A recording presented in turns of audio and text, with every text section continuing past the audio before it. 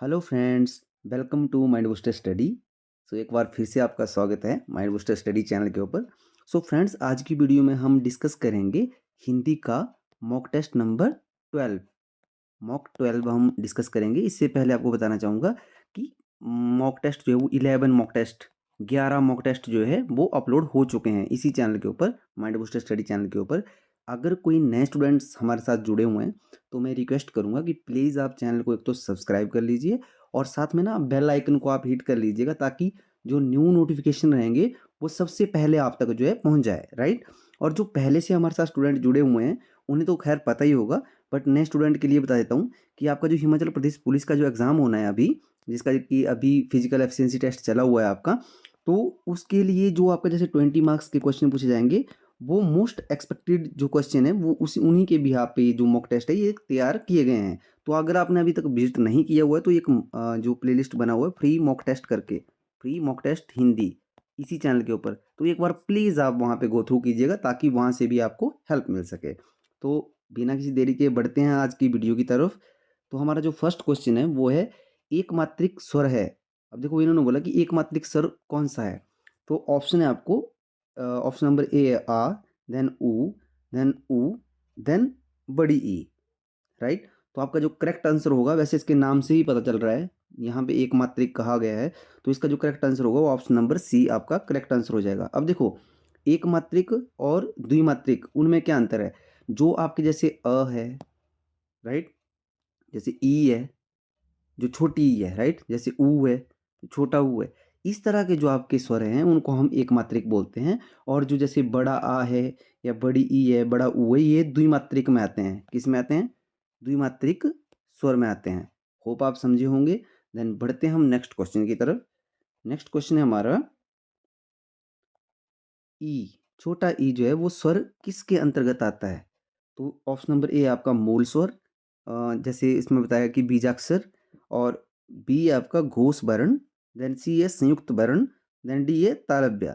तो इसका जो करेक्ट आंसर हो जाएगा वो ऑप्शन नंबर ए इसका करेक्ट आंसर हो जाएगा। अब देखो एक बात आपने ध्यान रखनी है वहाँ पे कि आपने ये तो पढ़ा ही है कि मूल स्वर क्या होते हैं। मैंने आपको बताया हुआ है स्वर की जो आपकी क्लास है, जो वीडियो है, देखो प्लेलिस्ट वहाँ पे ना संपूर्ण हिंदी करके भी प्लेलिस्ट बना हुआ है इसी चैनल के ऊपर, जो बेसिक की जो वीडियो है। अगर किसी स्टूडेंट ने अभी तक नहीं देखी हैं तो प्लीज़ आप एक बार विजिट कीजिए वहाँ पे। वहाँ से आपको जो है बहुत सारी जो जैसे आपकी जो स्वर की क्लास है या व्यंजन की क्लास है, उसमें डिटेल में मैंने पढ़ाया हुआ है। वहाँ से आपको उसके बारे में पूरा ज्ञान मिलेगा वहाँ से, ठीक है। वहाँ पे मतलब आपको जितनी भी आपको जैसे जो आपके डाउट्स होंगे वो सारे डाउट वहाँ पे क्लियर होंगे आपके। होप आप समझे होंगे। देन ये जो मूल स्वर हैं आपके, मूल स्वर के बारे में मैंने बताया था, तो मूल स्वर को ही हम जो है वो बीजाक्षर भी कहते हैं। क्या कहते हैं? बीजाक्षर। अगर आपको एग्जाम में ऐसा आता है कि बीजाक्षर क्या है, तो वो आपने वहाँ पे कंफ्यूज नहीं होना है, बीजाक्षर को ही मूल स्वर बोलते हैं। आई होप आप समझे होंगे। देन मूल स्वर, इसने बोला कि मूल स्वर के अंतर्गत ई जो है वो किसके अंतर्गत आता है, तो वो ऑप्शन नंबर ए आपका करेक्ट आंसर होगा।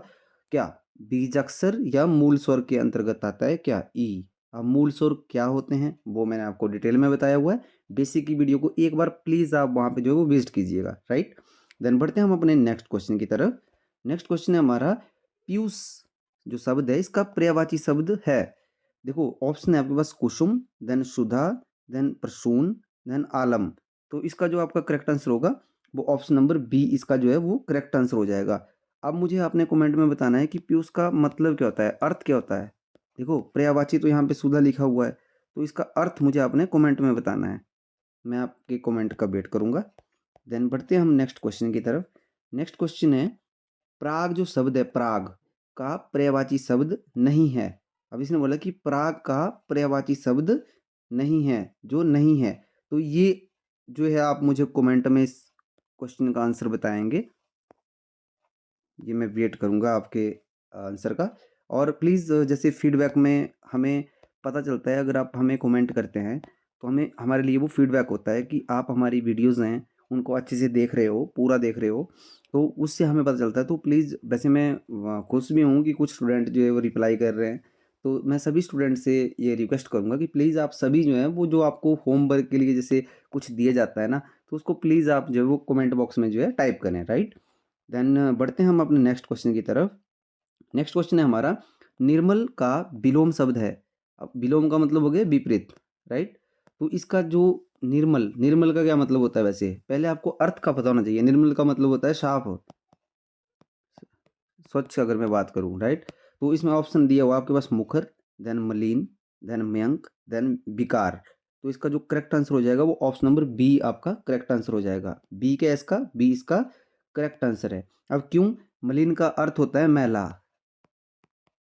मैला, सॉरी एक इसमें होगा मैला, जो साफ नहीं हो। तो निर्मल का अर्थ है साफ, तो मलिन का अर्थ हो जाएगा जो साफ नहीं है। होप आप समझे होंगे। देन बढ़ते हैं हम अपने नेक्स्ट क्वेश्चन की तरफ। नेक्स्ट क्वेश्चन है हमारा, मधुर का विलोम शब्द है। मधुर, मधुर का विलोम शब्द है। ऑप्शन नंबर ए है मीठा, देन बी है साफ, देन सी है कटु, देन डी है इनमें से कोई नहीं। तो इसमें तो बिल्कुल इजी आपके लिए क्वेश्चन है कि इसका जो ऑप्शन नंबर सी है वो करेक्ट हो जाएगा इसका आंसर ना, कटु। मधुर का मतलब होता है कटु, कटाक्षता जिसको हम बोलते हैं, राइट।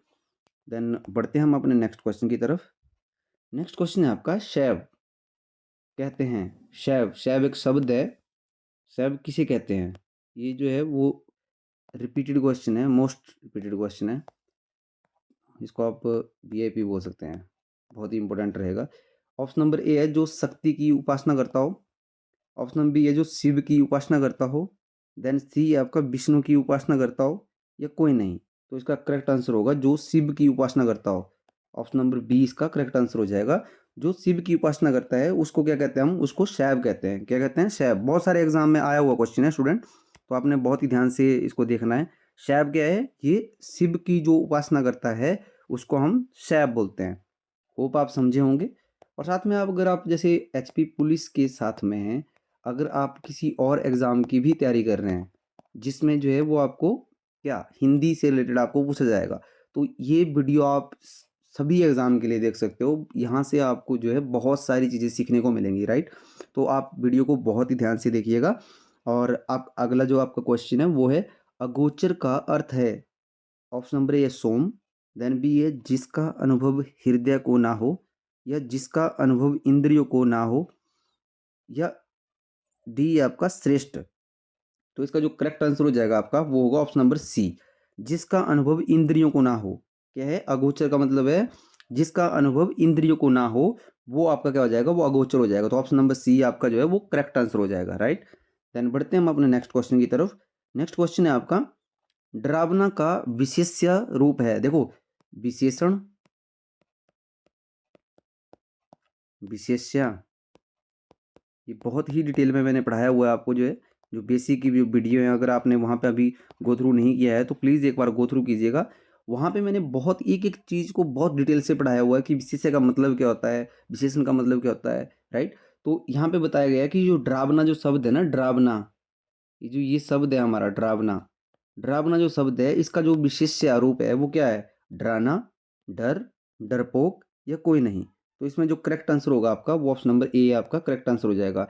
डरावना का जो विशेष्य रूप होगा वो डराना होगा। क्या होगा? डराना। आई होप आप समझे होंगे। देन बढ़ते हैं हम अपने नेक्स्ट क्वेश्चन की तरफ। नेक्स्ट क्वेश्चन है हमारा, निम्नलिखित में से विशेषण को चुनिए। देखो आपको ना, जैसे संज्ञा, सर्वनाम, मैं बार-बार इन चीज़ों को रिपीट करता हूँ हर एक वीडियो में। क्यों करता हूँ? क्योंकि आपको ना एक बार पता होना चाहिए पहले कि आपको पूछा क्या जाएगा। अब देखो, इन सभी से जो आपको जैसे सिलेबस में दिए हुए हैं ना, इन सभी से जो आपको क्वेश्चन बनेगा ना, जो क्वेश्चन बनेगा आपको वो इस तरीके से बनेगा।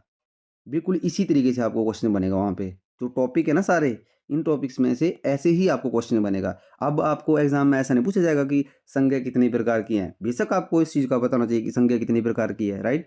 बट अब आपको जो है वो क्वेश्चन इस तरह से पूछा जाएगा। ये एचपीएससी का जो न्यू पैटर्न है, जो मतलब क्वेश्चन जो फ्रेम किया जाता है वो इस तरह से कुछ क्वेश्चन फ्रेम किया जाता है। तो आप इन सब चीज़ों का ध्यान रखें। देन क्वेश्चन है हमारा, निम्नलिखित में से विशेषण को चुनना है आपने कि विशेषण कौन है? इनमें से, इन ऑप्शन में से कौन सा शब्द ऐसा है जो विशेषण है? तो ऑप्शन नंबर ए आपके पास दलन, देन बी आपके पास दलित, देन सी आपके पास तेज, और डी आपके पास दिन। तो आपका जो करेक्ट आंसर होगा वो ऑप्शन नंबर बी आपका जो है वो करेक्ट आंसर हो जाएगा। दलित क्या है? दलित एक विशेषण है, विशेषण शब्द है। अब मुझे आप कमेंट में बताएंगे कि जो दलन है ना, दलन, दलन, दलन क्या है? ऑप्शन ये रहेंगे आपके पास, संज्ञा, सर्वनाम, विशेषण, क्रिया, इनमें से बताएंगे आप मुझे कि दलन क्या है, दलन संज्ञा है, सर्वनाम है या विशेषण है। होप आप समझे होंगे। देन नेक्स्ट जो क्वेश्चन है आपका वो है, निम्नलिखित में से एक अकर्मक क्रिया है। अकर्मक क्रिया, अकर्मक माने जिसमें कोई कर्म ना किया गया हो, राइट। तो जिसमें मतलब जो कोई क्रिया नहीं होती है। तो जैसे पहला लिखा हुआ है यहाँ पे ऑप्शन आपका काटना, देन बी है बोना, देन धोना, देन रोना। तो देखो, जब हम किसी फसल को काटते हैं तो उसमें एक्शन होता है, तो वो तो स्कर्मक हो गई। क्या हो गई वो स्कर्मक में आ गई, ठीक है। अब देखो, बोना, किसी चीज को बोते हैं हम, जब बीज बोते हैं तो हम क्रिया कर रहे हैं, क्रिया कर रहे हैं ना हम, जो क्रिया कर रहे हैं वो स्कर्मक में आएंगी। जैसे धोना, तो अगर हम किसी कपड़े धो रहे हैं या किसी मतलब चीज को धो रहे हैं तो उसमें क्रिया हो रही है, कार्य हो रहा है। अब जो रोना है ना, रोना, ये आपका करेक्ट आंसर हो जाएगा। ये क्या है, ये एक अकर्मक क्रिया है। इसमें जो क्रिया है, क्रिया नहीं हो रही है इसमें, कोई कोई कार्य नहीं हो रहा है इसमें, ठीक है। जैसे ये रोने के साथ में अगर मैं हंसने की बात करूँ, हंसना, ये भी क्या है आपका अकर्मक क्रिया में आता है। आई होप आप समझे होंगे। देन बढ़ते हैं हम अपने नेक्स्ट क्वेश्चन की तरफ। नेक्स्ट क्वेश्चन है हमारा, जो, प, क्या का प्रयोग, जो शब्द है ना जो और क्या, इनका प्रयोग किस सर्वनाम में किया जाता है, कि कौन से सर्वनाम में किया जाता है। ऑप्शन नंबर ए प्रश्नवाचक, देन बी है संबंधवाचक, देन सी है अन्य पुरुष, या इनमें से कोई नहीं। तो इसका जो आपका करेक्ट आंसर हो जाएगा वो ऑप्शन नंबर ए आपका करेक्ट आंसर हो जाएगा। अब देखो, यहाँ पे क्या आया था, क्या हम किसी जो चीज़ को जो है वो प्रश्न, जब प्रश्न की तरफ ले जाते हैं तब हम क्या का यूज़ करते हैं, और जो का भी हम कुछ सेंटेंसेस में जो है वो जो का प्रयोग भी हम जो है वो प्रश्नवाचक जो जैसे सेंस होती है किसी चीज़ की उसमें करते हैं, राइट। तो आई होप आप समझे होंगे। देन इसका जो करेक्ट आंसर है वो है आपका ऑप्शन नंबर ए। अब देखो, इसी तरह से देखो, मैंने बताया था ना कि सर्वनाम से भी आपको, जैसे आपके सिलेबस में बताया गया है कि आपको क्वेश्चन बनेंगे, तो इसी तरह से फ्रेम होगा आपको कुछ क्वेश्चन ना। तो ये आपने जो टाइप है ना, ये आपने बहुत ही ध्यान से देखना है इनको, ताकि आपका एक भी क्वेश्चन वहाँ से नहीं छूट पाए, राइट। देन क्वेश्चन नंबर 13 है आपका, मंत्री, जो मंत्री शब्द है का लिंग है। मंत्री शब्द का क्या लिंग है, मतलब उभयलिंग में आता है, पुल्लिंग में आता है, स्त्रीलिंग में आता है, या कोई नहीं। तो उसका जो करेक्ट आंसर होगा वो होगा आपका ऑप्शन नंबर ए, उभयलिंग। अब उभयलिंग का मतलब क्या होता है, उभयलिंग का मतलब ऐसा होता है कि कुछ शब्द ऐसे होते हैं, कुछ शब्द ऐसे होते हैं, उनको पुल्लिंग और स्त्रीलिंग दोनों में जो है वो काउंट किया जाता है। अब जैसे जैसे जैसे मंत्री है यहाँ पे, ठीक है। जैसे मैं लिखता हूँ यहाँ पे प्रधानमंत्री, तो प्रधानमंत्री भी खुद में क्या है, उभयलिंग है ना। और जैसे इंजीनियर लिखता हूँ मैं, तो इंजीनियर भी क्या है, इंजीनियर भी आप अपने आप में क्या है, उभयलिंग है। आई होप आप समझ रहे होंगे। तो कुछ शब्द ऐसे हैं, ये भी आपको जो अच्छे से ध्यान में रखना है कि जो उभयलिंग है वो कौन से हैं और जो स्त्रीलिंग है वो कौन से आते हैं, राइट। देन नेक्स्ट क्वेश्चन है हमारा, प्रत्येक जो शब्द है में उपसर्ग यूज किया गया है, मतलब कौन सा उपसर्ग लगा हुआ है इसमें, प्रति, प्रा, या प्रति। देखो यहाँ पे प्रति लिखा हुआ है, यहाँ पे प्रति लिखा हुआ है, तो इसमें कंफ्यूज नहीं होना है आपने। इसमें जो आपका जैसे उपसर्ग लगा हुआ है वो है प्रति। अब उपसर्ग का आपको पता ही होगा, अदरवाइज मैं आपको बता देता हूँ। उपसर्ग का मतलब होता है जो किसी शब्द के आगे लगता है, उप। इसको कैसे याद रख सकते हो आप, उप। उप मतलब जो उसके उप पहले, जो पहले लगा होता है शब्द वो। और प्रत्यय होते हैं ना, प्रत्यय, प्रत्यय, प्रत्यय क्या मतलब, प्रत्यय से आप प से याद रख सकते हो, पैर में, पैर का मतलब अंत, मतलब जो शब्द का जो कोई भी शब्द है उसके जो लास्ट में जो चीजें लगती हैं वो प्रत्यय कहलाते हैं, राइट। ये एक टेक्निक है, इससे आप याद रख सकते हो। तो क्या है इसमें कि प्रत्येक शब्द में कौन सा उपसर्ग यूज हुआ है, तो प्रति इसमें जो है वो यूज हुआ है। आपको ना एग्जाम में जो आपने क्वेश्चन का जो जैसे ऑप्शन होंगे, आपको आपने जो टिक करना है बहुत ही ध्यान से करना है आपने, क्योंकि कई बार ऐसा होता है हमें क्वेश्चन आता है, आने के बाद भी हम उसको गलत कर देते हैं। जैसे यहाँ पे प्रति लिखा हुआ है और यहाँ पे जो है वो प्रति लिखा हुआ है, तो यहाँ पे आपने कंफ्यूज नहीं होना है। यहाँ पे क्या है, ये प्रति होगा, त के साथ जो वो छोटी की मात्रा होगी, ठीक है। आई होप समझे होंगे आप। देन नेक्स्ट जो हमारा क्वेश्चन है, नेक्स्ट क्वेश्चन है, निम्न में संज्ञा है। अब अपने संज्ञा ढूंढनी है इसमें कि कौन, ये जो ऑप्शन है आपको इनमें से कौन सा शब्द ऐसा है जो संज्ञा है। ऑप्शन नंबर ए आपके पास हरा, देन पतला, देन सभा, देन गहरा। तो इसमें जो आपका करेक्ट आंसर हो जाएगा वो ऑप्शन नंबर सी आपका करेक्ट आंसर हो जाएगा। सभा क्या है, सभा एक संज्ञा है। क्या है, संज्ञा है। आप मुझे बताएंगे कि जो हरा है ना, ये क्या है, संज्ञा है, सर्वनाम है, विशेषण है, या क्रिया है। तो ये आप मुझे कमेंट में बताएंगे। इसके बारे में वैसे मैंने प्रीवियस वीडियो में डिस्कस भी किया था। जो हमारे साथ पहले से जुड़े हुए स्टूडेंट हैं उनको पता भी होगा, और अगर कोई नया स्टूडेंट जुड़ा हो तो प्लीज़ आप मुझे कमेंट में बताइएगा इसके बारे में। और आपका जो नेक्स्ट क्वेश्चन है वो है माथे पर बल पड़ना मुहावरे का अर्थ है। देखो माथे पर बल पड़ना, माथे पे बल पड़ना मुहावरे का अर्थ है सिर दर्द होना, विवश होना, विकल होना या असंतोष प्रकट करना। तो इसका जो आपका करेक्ट आंसर हो जाएगा वो आपका ऑप्शन नंबर डी इसका जो है वो करेक्ट आंसर हो जाएगा। देखो मैं आपको दोबारा से बताता हूँ, माथे पर बल पड़ना, माथे पर बल पड़ना, तो इसका जो करेक्ट आंसर होगा वो होगा असंतोष प्रकट करना। क्या होगा? असंतोष प्रकट करना। आई होप आप समझे होंगे। देन नेक्स्ट जो हमारा क्वेश्चन है वो है अंडे सेना मुहावरे का अर्थ है। ये भी आपका जो है मोस्ट रिपीटेड क्वेश्चन है, ये आप बहुत ध्यान से देखिएगा, मतलब एग्जामिनर का फेवरेट मान सकते हो आप इसको। ऑप्शन नंबर ए आपका घर में बेकार बैठना, देन बी है बहुत ऊंचा होना, देन सी आपका आकाशवाणी होना, देन डी है अपने आप बोलते रहना। तो इसका जो करेक्ट आंसर होगा आपका ऑप्शन नंबर ए आपका करेक्ट आंसर हो जाएगा। घर में बेकार बैठे रहना मतलब किसी तरह का कोई काम ना करना, उसको क्या बोलते हैं हम? अंडे सहना, कि ये अंडे सहना है, राइट।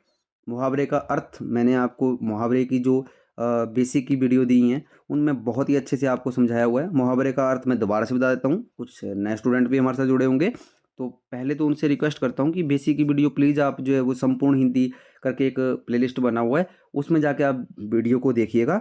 और साथ में वैसे बता देता हूँ, मुहावरे का अर्थ होता है कि एक उनके शाब्दिक अर्थ को ना लेके, जो उनका शाब्दिक अर्थ होता है ना, शाब्दिक, अब शाब्दिक अर्थ क्या होता है सर? ओके, ये भी बता देते हैं आपको। शाब्दिक अर्थ का मतलब वो, जैसे अंडे से आना लिखा हुआ है यहाँ पे, तो इससे जो इसका शाब्दिक अर्थ है वो क्या मतलब भाव आ रहा है कि कोई अंडों की सेना, राइट। तो ये जो सब शाब्दिक अर्थ है इसको ना लेके इसका जो क्या है, इसका जो अलग अर्थ निकल के आता है उसको हम जो है मुहावरे में वाक्यांश में प्रयोग करते हैं।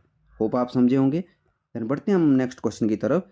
नेक्स्ट क्वेश्चन है हमारा कान काटना का अर्थ है। देखो एक तो कान भरना था, ये भी आपने बहुत ही ध्यान से देखना है, एक कान काटना भी है। तो कान काटना का अर्थ क्या है? बहुत दर्द होना, झूठा दिखावा करना, चतुर होना या मूर्ख होना। तो इसका जो करेक्ट आंसर हो जाएगा वो ऑप्शन नंबर आपका जो है सी आपका करेक्ट आंसर हो जाएगा, चतुर होना, चालाक, इसको बोलते हैं ना उनकी जो चालाक जो होते हैं। तो चालाक होना क्या होता है? वो कान काटना होता है। क्या होता है? कान काटना। होप आप समझे होंगे। देन नेक्स्ट आपका क्वेश्चन है हरियाली है। हरियाली क्या है? जातिवाचक संज्ञा है, समूहवाचक संज्ञा है, भाववाचक संज्ञा है या कोई नहीं? अब देखो मैंने आपको बताया था बहुत ही डिटेल में, मैंने संज्ञा की जो वीडियोस हैं बेसिक की जो वीडियो है उसमें मैंने बहुत ही अच्छे से बताया था कि इन सब चीज़ों के बारे में, कि जो शब्द हैं वो किस तरह से, मतलब उन सभी शब्दों को हम जो जैसे संज्ञा की जो भेद हैं उनमें कैसे उनको जो है रखते हैं। तो जो हरियाली है ना, हरियाली, हरियाली जो है वो ऑप्शन नंबर सी इसका जो है वो करेक्ट आंसर हो जाएगा। भाववाचक संज्ञा है। क्या है? भाववाचक संज्ञा। तो इसका करेक्ट आंसर हो जाएगा भाववाचक संज्ञा। अगर किसी ने वीडियो नहीं देखे हुए हैं तो प्लीज़ आप जो बेसिक की वीडियो है उन पे आप जो है विजिट कीजिए, प्लेलिस्ट बना हुआ है, वहाँ से देखिए, वहाँ से आपको बहुत ज़्यादा इसके बारे में जो वीडियोज़ है ना, वहाँ से आपको बहुत ज़्यादा नॉलेज मिलने वाला है। तो प्लीज़ एक बार गो थ्रू कीजिएगा।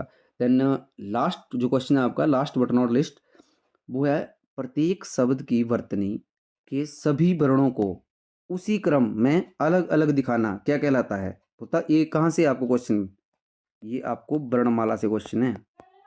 क्या है? वर्णमाला से। अब वर्णमाला से आपको क्वेश्चन बन रहा है इस तरह से, राइट। तो इस तरह से भी आपको जो वहाँ पे क्वेश्चन बन सकता है कि प्रत्येक शब्द की वर्तनी के सभी वर्णों को उसी क्रम में अलग अलग दिखाना क्या कहलाता है? वर्ण संवाद कहलाता है, वर्ण विच्छेद कहलाता है, वर्ण ध्वनि कहलाता है, ये इनमें से कोई नहीं। तो इसका जो करेक्ट आंसर होगा वो ऑप्शन नंबर बी इसका करेक्ट आंसर हो जाएगा, वर्ण विच्छेद। क्या होगा? वर्ण विच्छेद कहलाता है। क्या? प्रत्येक शब्द की वर्तनी, मतलब जो वर्ण है उनके उसी क्रम में अलग अलग दिखाना, वो जो है वो वर्ण विच्छेद कहलाता है। अब अलग अलग यहाँ पे देखो चीज़ों को कुछ इस तरह से भी समझना चाहिए आपको, जैसे अलग अलग बोला हुआ है ना और विच्छेद बोला हुआ है। विच्छेद का मतलब क्या होता है? तोड़ना, राइट। तो अलग अलग जब यहाँ पे सेंस आ रहे थे तो इससे ऐसे ही प्रतीत हो रहा था कि ये यही इसका जो है वो आंसर होगा। आई होप आप समझे होंगे। और कमेंट में हमें ज़रूर बताइएगा कि वीडियो आपको कैसा लगा। साथ में अगर आप एचपी पुलिस के साथ में किसी और एग्ज़ाम की भी तैयारी कर रहे हैं और आपको जैसे उसमें हिमाचल जीके का वहाँ पे आपको पूछा जाएगा, तो हिमाचल जीके की अगर मैं बात करूँ तो उड़ान एक सीरीज़ चल रही है हमारे इसी चैनल के ऊपर, जिसको किरण मैम जो रन कर रहे हैं। तो अगर आपने अभी तक वहाँ भी थ्रू मतलब जैसे चेक नहीं किया हुआ है तो एक बार जाइए वहाँ पे गो थ्रू कीजिए, और वहाँ से आपको मैं मतलब 101% श्योर हूँ, अगर आपने वहाँ पे विजिट किया तो आपके जो जीके से रिलेटेड है ना, एचपी जीके से रिलेटेड, एक भी आपका डाउट नहीं रहेगा वहाँ पे। सारे डाउट आपके क्लियर होंगे। तो आई होप आपको वीडियो पसंद आया होगा। अगर पसंद आया तो प्लीज़ वीडियो को लाइक कीजिए, शेयर कीजिए और चैनल को सब्सक्राइब कीजिए। जितने भी आपके कलीग हैं, रिलेटिव में कोई स्टूडेंट है जो पढ़ रहा है, उन तक इस वीडियो को पहुँचाइए ताकि उनको भी हेल्प मिल सके। तो आज की वीडियो में इतना ही, मिलते हैं नेक्स्ट वीडियो में। तब तक आप अपना ध्यान रखिए, स्वस्थ रहिए। जय हिंद, जय हिमाचल। Thank you.